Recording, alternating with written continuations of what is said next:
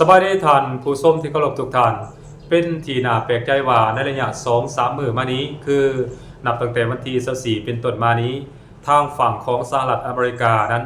ยุติการโจมตีประเทศอิหร่านอันนี้ก็บ่ฮู้ว่าเกิดหยังขึ้นกับกองทัพของสหรัฐอเมริกา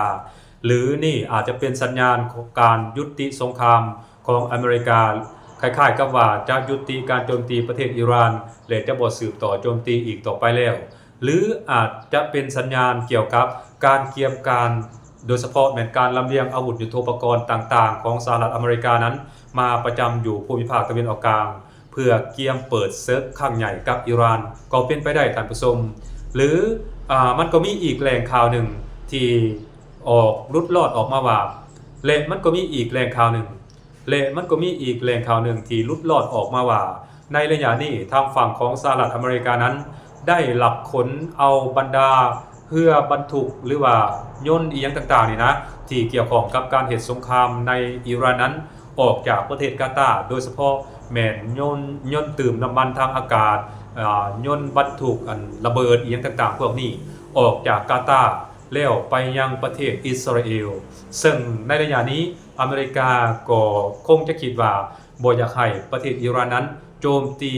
บรรดาฐานทัพต่างๆของตนเองในระยะเวลาที่ตนเองกำลังอพยพกำลังพลและก็อาวุธยุทโธปกรณ์ที่สำคัญต่างๆของตนเองนั้นไปยังประเทศอิสราเอล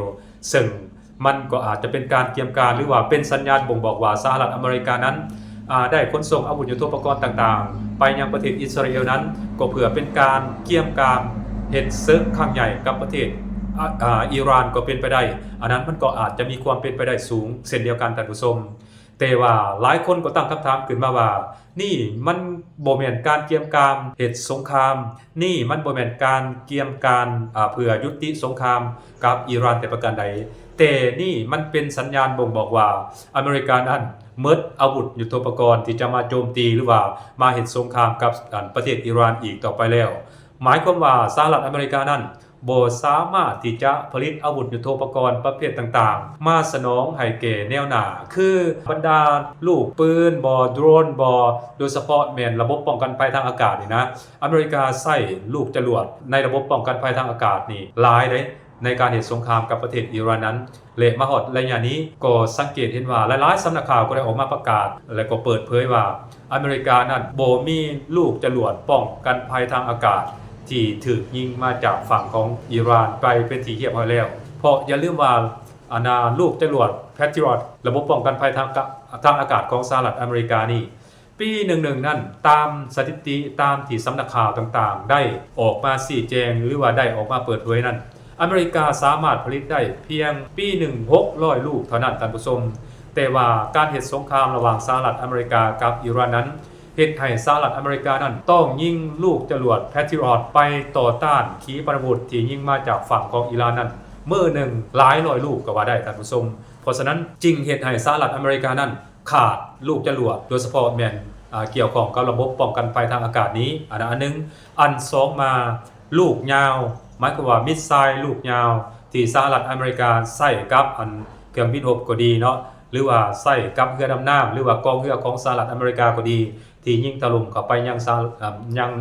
อิหร่านนั้นมันหมดท่านผู้ชมหรือว่ามันลดน้อยถอยลงหมายความว่ามันล่างสต็อกแล้วบ่มีลูกจรวดเหล่านี้เพื่อจะยิงถล่มอิหร่านให้ราบคาบเป็นหน้ากองดังที่สหรัฐอเมริกากล่าวอ้างอีกต่อไปแล้วท่านผู้ชมเพราะฉะนั้นอันนี้ก็เป็นอีกปัจจัยหนึ่งที่เฮ็ดให้ 2-3 มื้อผ่านมานั้นเฮ็ดให้สหรัฐอเมริกา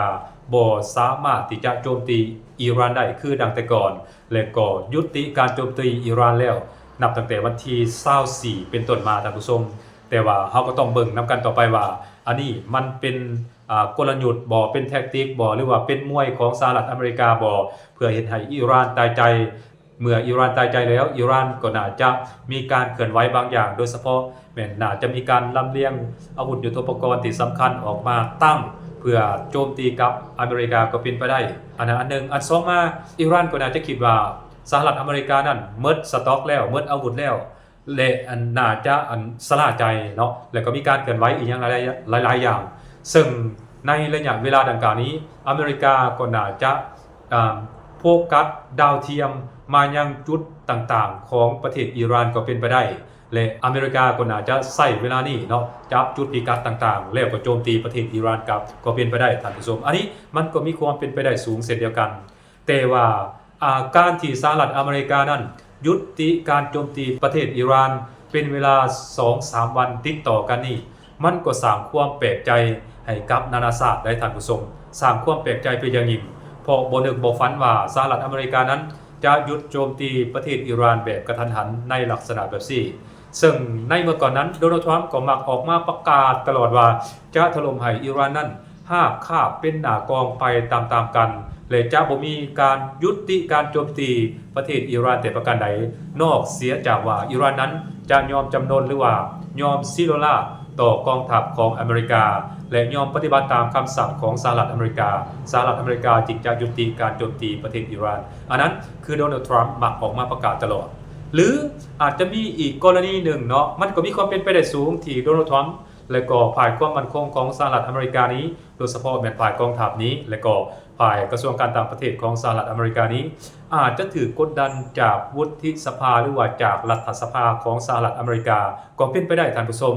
เพราะในการเหตุสงครามรอบที่3ของสหรัฐอเมริกาโดยเฉพาะแม่นของโดนัลด์ทรัมป์นั่นแหละที่เปิดฉากโจมตีประเทศอิหร่านแบบกระทันหันในรอบที่3นี้แม้นบ่ได้ขออนุมัติจากรัฐสภาของสหรัฐอเมริกาแต่ประการใดอันนี้มันก็อาจจะเป็นอีกเหตุผลหนึ่งที่เฮ็ดให้โดนัลด์ทรัมป์และก็ฝ่ายความมั่นคงของสหรัฐอเมริกานั้นถูกกดดันจากฝ่ายนิติบัญญัติก็คือฝ่ายรัฐสภาของสหรัฐอเมริกาต้องรายงานเกี่ยวกับความสูญเสียความเสียหายที่มันเกิดขึ้นในระยะการโจมตีของประเทศอิหร่านเห็นบ่อันนั้นมันก็มีความเป็นไปได้สูงเมื่อเห็นตัวเลขความเสียหายต่างๆที่มันเกิดขึ้นแล้วรัฐสภาน่าจะกดดันรัฐบาลของสหรัฐอเมริกาและรัฐบาลของสหรัฐอเมริกานั้นก็น่าจะเบรกหาบความกดดันนี้บ่ไหวก็เลยประกาศยุติแบบบ่มีปีบ่มีคุยท่านผู้ชมมันก็มีความเป็นไปได้สูงในลักษณะแบบนี้อันถัดมาสหรัฐอเมริกานี้ก็อาจจะทนเบรกหาบภาระความสูญเสียเหล่านี้บ่ไหวความสูญเสียที่ข้าพเจ้าว่านี่ก็คือความสูญเสียที่มันเกิดขึ้นจากการโจมตีของฝั่งอิหร่านต่อกองทัพของสหรัฐอเมริกาที่ประจำการอยู่ในภูมิภาคตะวันออกกลางนั่นเองท่านผู้ชมโดยเฉพาะแม่นฐานทัพของสหรัฐอเมริกา17แห่งในประเทศต่างๆอยู่ในภูมิภาคตะวันออกกลางนั้นต่างก็ถูกอิหร่านทำลายเสียหายคาบไปตามๆกันท่านผู้ชมโดยเฉพาะแม่นอยู่ในจอร์แดนก็ดีอยู่ใน UAE ก็ดีกาตาร์บาห์เรนจีนะคูเวตพวกนี้เสียหายนักหน่วงไปตามๆกันและก็มีข่าวลุดลอดออกมาว่ายนต์สู่หบของสหรัฐอเมริกานั้นถูกอิหร่านทำลายเสียหายนักหน่วงไปตามๆกันอิหร่านได้ออกมาเสว่าสามารถโจมตียนต์สู่หบของสหรัฐอเมริกาให้เสียหายได้ประมาณอยู่11ลำและก็ประมาณอีก20ลำแม้นเสียหายบ่สามารถใช้งานได้เห็นว่ามันเป็นในนั้นเด้รวมๆกันแล้วประมาณอยู่30ลำในนั้นรวมมีทั้งเฮลิคอปเตอร์ยนต์สู่หบยนต์เติมน้ำมันยนต์อะไรอย่างก็เอิ้นว่าทิ่มระเบิดอีหยังประมาณนี้มีครบแล้วก็โดรน MQ9 ของสหรัฐอเมริกาซึ่งเป็นโดรนที่ล้ำสมัยของสหรัฐอเมริกานั้นถูกอิหร่านซอยล่วงเป็นรายวันก็ว่าได้ท่านผู้ชมนอกจากนั้นแล้วก็มีการเปิดเผยตัวเลขการสูญเสียกำลังพลของสหรัฐอเมริกาที่ฝั่งอิหร่านแซออกมาว่า